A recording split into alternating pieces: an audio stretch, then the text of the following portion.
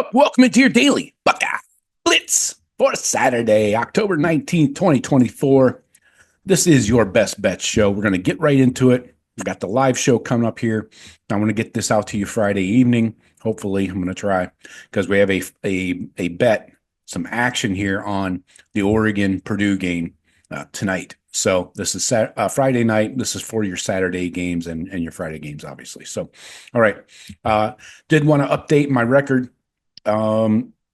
Week 6, I was 6-9. Week 7, I was 5-2. So a little bounce back there. Overall, 38-35 on the season, over 500. That's a huge win. So we'll take it.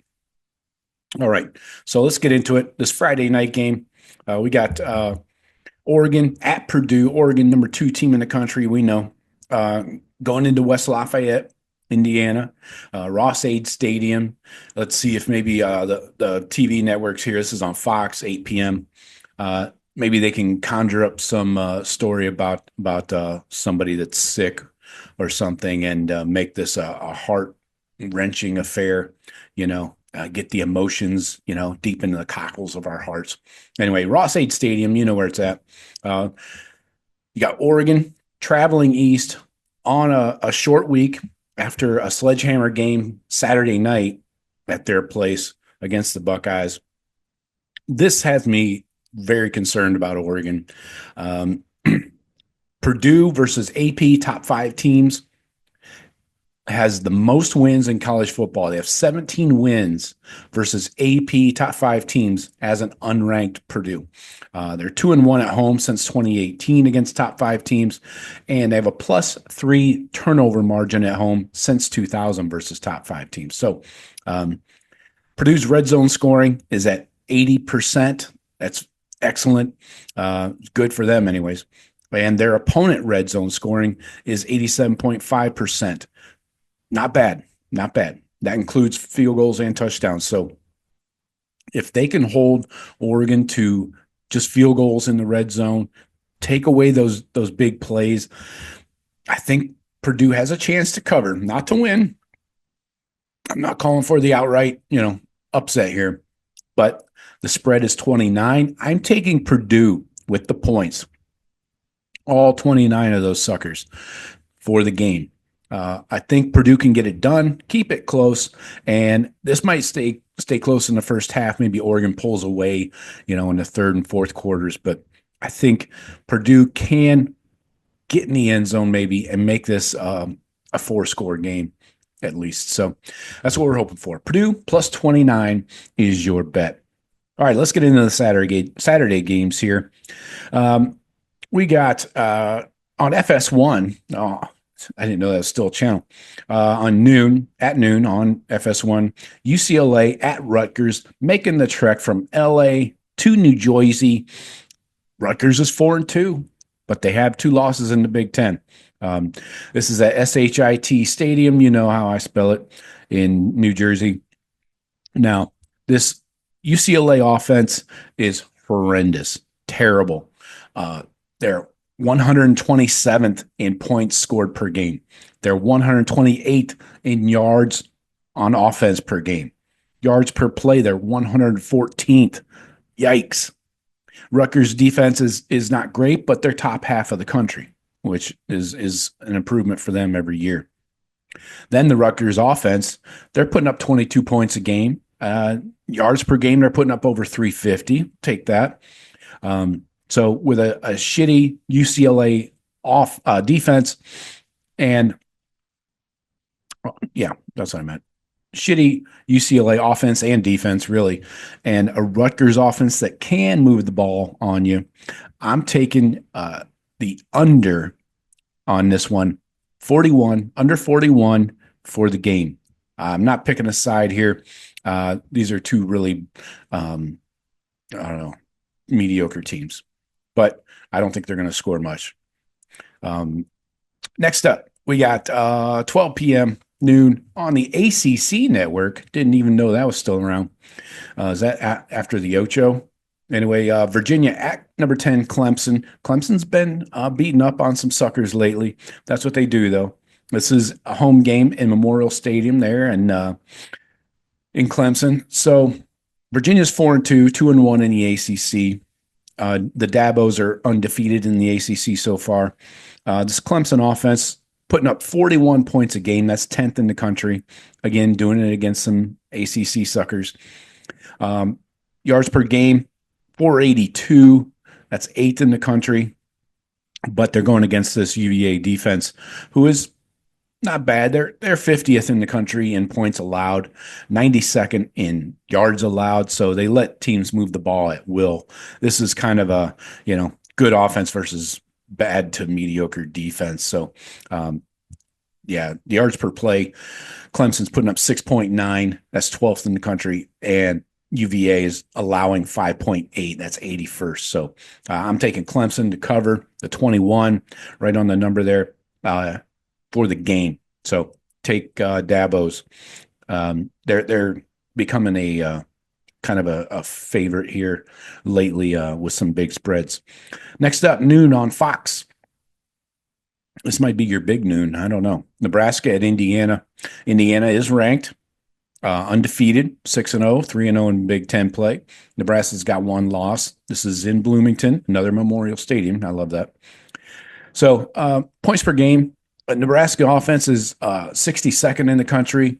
And this Indiana defense, though, 12th in the country in points allowed, 11th in yards allowed. Rushing yards per game, they're 16th in the country by their opponents. Their opponents are 20. Fucked it up. Indiana's 27th in opponent passing yards, 16th in opponent rushing yards. So, going to be a good game there. You got Indiana. They're putting up 41.6 points a game. That's 9th in the country. And Nebraska's defense is 8th in the country, only allowing 13 points a game. And then you got yards per game. Indiana's 9th.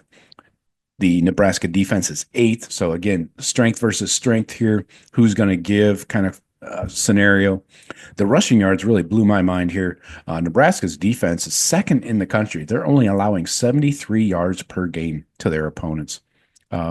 One thing that really caught my eye, in addition to the yardage, is Nebraska's turnover margin. They're turning teams over at a high clip. It's plus 1.2 per game. That's 8th in the country. So the play here is to take Nebraska plus 7. They're getting 7 on the road. I get it, but they're getting 7. So take Nebraska. Next up, you got your 3:30 ABC game. 7th ranked Alabama, 1 loss in SEC play. Going against Tennessee, also 1 loss in SEC play. 7 versus 11 matchup here. This is in Neyland Stadium in Knoxville, Tennessee. So Bama, the Jalen Milroe show, they're 8th in the country in putting up points on offense, 24th in yards per game, 7th in yards per play. And on the flip side, you got this Tennessee defense, strength versus strength here again. Bama offense versus a Tennessee defense that's 5th in the country in points per game allowed at 12.2. Opponent yards per game, they're 5th in the country. Opponent yards per play, they're 2nd in the country. And then on third down conversions, they get off the field. Tennessee does. They're 7th in the country in opponent third down conversions. So they like to get you in third down and then get you off the field, keep you behind the sticks, of course.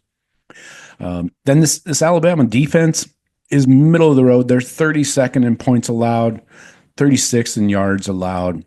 Yards per play, they are 15th, though. But this is at Tennessee. So Bama, I don't know. On the road, I don't have much faith in them. So Tennessee is a home dog here. Take Tennessee plus 3 and then under 57 for this one. All right, let's crank it up here. 3:30 on CBS. You got the Cheaters going to the middle of Illinois. Both teams are ranked in the top 25 somehow. Cheaters, 1 loss in Big Ten play. Illinois also won. This is another Memorial Stadium, Champaign, Illinois. So the Cheaters offense, 111th in yards per game they're putting up. 111th. The Illinois defense is 66th in the country in opponent yards per game allowed. They're allowing 378. So kind of an, you know, mediocre defense taking on a team that just runs the hell out of the ball. The Cheaters are 36 in the country, putting up 191 on the ground. Illinois, 89th in the country, allowing 170.8. So passing the ball, we know what to expect there. We don't have to worry about that. But another issue with the Cheaters is the turnover margin. They're at minus 0.7. That's 109th in the country, turnover margin. Now, this Illinois offense, they're 54th in the country in putting up points. Michigan's defense, they are 41st, so a little even matchup here. Third down conversions, this is situational football, is always important. The Illinois offense is 32nd in the country. They convert their third downs 45% of the time. The Cheaters are 73rd in the country. Kind of shocked at that. They allow their opponents to convert 41% of the time. So, and then the passing stats here. Burt and his team, you know, they're not going to whip the ball around the field too much. Also, if weather's involved, it could be a problem. But they're 51st in the country in passing, and the Cheaters are 102nd in opponent passing yards per game. 260 yards they're allowing per game through the air. So take Illinois +4, another this is another home dog, and take the under 44.5. All right, next up, 3:30 on ESPN. You got number 12 Notre Dame at Georgia Tech. This is in Mercedes-Benz Stadium in Atlanta. There is some breaking news on this one. Georgia Tech will be without their starting quarterback, Haynes King, for this game. They do have a veteran backup, Zach Pyron. He's going to get his third career start, but he is an experienced backup. He's played in 16 regular career games. He started twice as a true freshman in 2022. And they've used him situationally, like in short yardage and goal line and stuff like that. So this year he's accounted for 5 touchdowns. So that's your starting quarterback. Seems like a big deal to me. Notre Dame's offense is 22nd in the country at points per game, 14th in the country at rushing yards per game. G-Tech kind of in the middle of the road, 52nd and 37th in points and rushing yards. Then Georgia Tech's offense, they're not going to move the ball on Notre Dame's defense. Notre Dame's defense is 4th in opponent points allowed, 10th in opponent yards allowed, 5th in opponent yards per play. And then third down conversions, they're another really good team with the third down conversions. They allow 29% conversions. That's 10th in the country. So I'm taking heavy on this one. Notre Dame -6.5 for the first half, and then Notre Dame -12.5 for the game. So double up there, double your pleasure. All right, cruising into our live show here in a minute.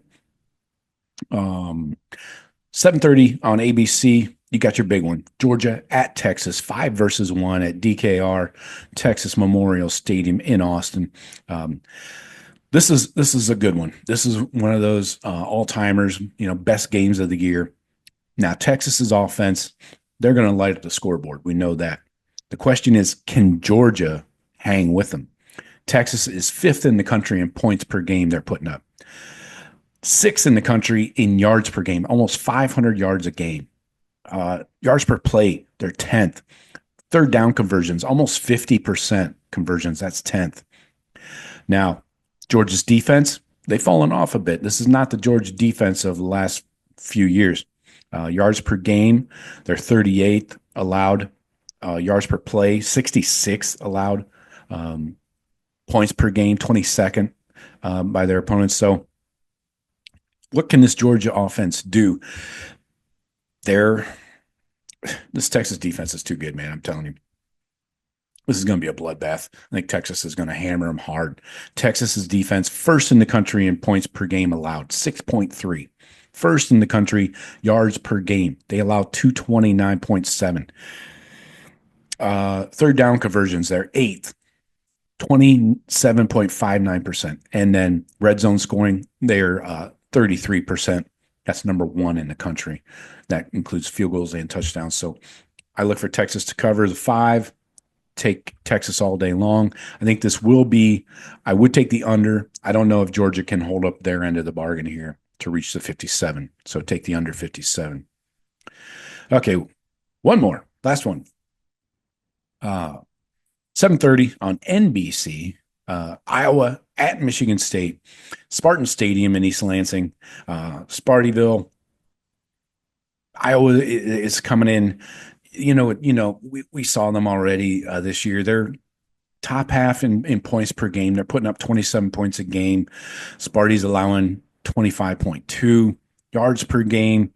Iowa's still bad. They're in outside the top 100 in the country. Sparty's 55th in opponent yards per game. Third down conversions, Iowa's 33rd in the country, so they're better at that. And then Sparty, 43% their defense allows. That's 93rd in the country.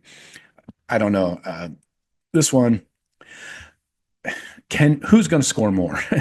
I almost want to take the under on this game too. Sparty on offense, they're 124th in the country in points per game. They put up 102nd in the country in yards per game. Yards per play, 5.3. That's 81st in the country. And then third down conversion, Sparty doesn't do that. They're 35%. That's 95th in the country. So I'm taking Iowa -6 for this game. This is a game where I would not take the home dog. Take Iowa on the road and just cross your fingers and toes that they can put up more than 6 points. So anyways, I'm going to get this out to you so you can get your Oregon bets locked in and hit me with your bets and let me know how you're doing and let me know if you're looking at some other games or how you think this is going. But so I got for you today. Talk to you tomorrow. Go Bucks.